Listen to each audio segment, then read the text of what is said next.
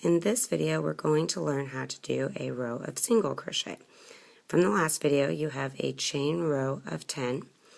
Since we're going to work 10 single crochet, we're going to need a chain row of 11.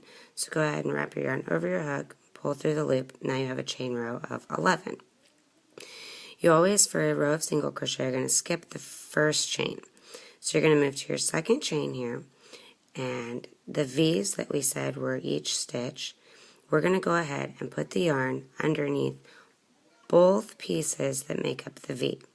So, and then we wrap the yarn over the hook and pull through that chain, and now we have 2 loops on our hook. We then wrap the yarn over the hook again and pull through 2 loops, and you've completed your first single crochet. We're going to go ahead and continue on with that down the chain.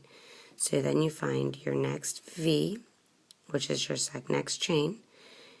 Insert your hook into underneath both parts of the V, and then you're going to wrap your yarn over your hook, pull up a loop. You have 2 loops on your hook. Wrap the yarn over and pull through 2 loops. Now you have 2 single crochet. Continue on in this manner throughout the rest of the chains. Pull up a loop, 2 loops on your hook, yarn over, pull through.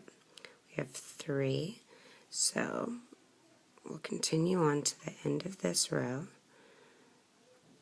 and this will be working a row of single crochet into our chain row.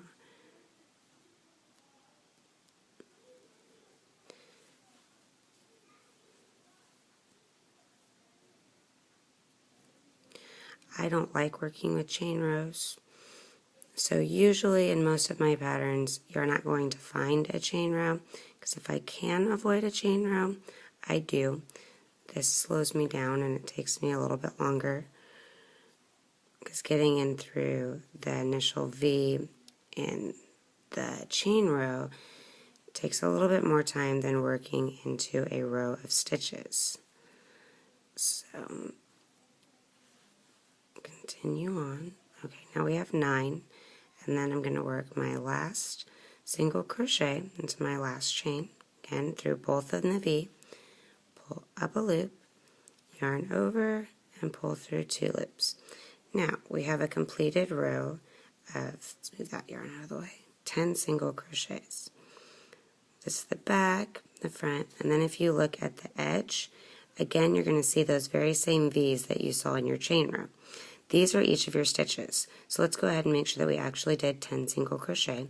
Again, we're going to count the V's like we did in the chain row. 1, 2, 3, 4, 5, 6, 7, 8, 9, and 10.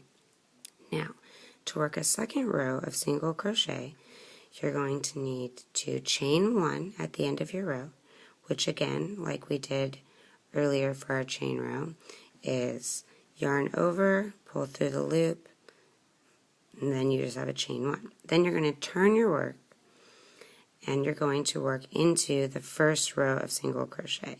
So we put our yarn through the first stitch, which will be the 2 that make up the V, yarn over, pull up a loop, 2 loops on the hook, yarn over, pull through 2 loops. We now have the first single crochet on the second row. You continue in the same manner through the V, pull up a loop, yarn over, pull through 2 single crochets. So, and then as you get more used to it, you'll no longer have to look for the V's. You'll know where they are. They're really quite simple to find in the second row as compared to the chain row. The hole's much more open to work with than it is in the chain row.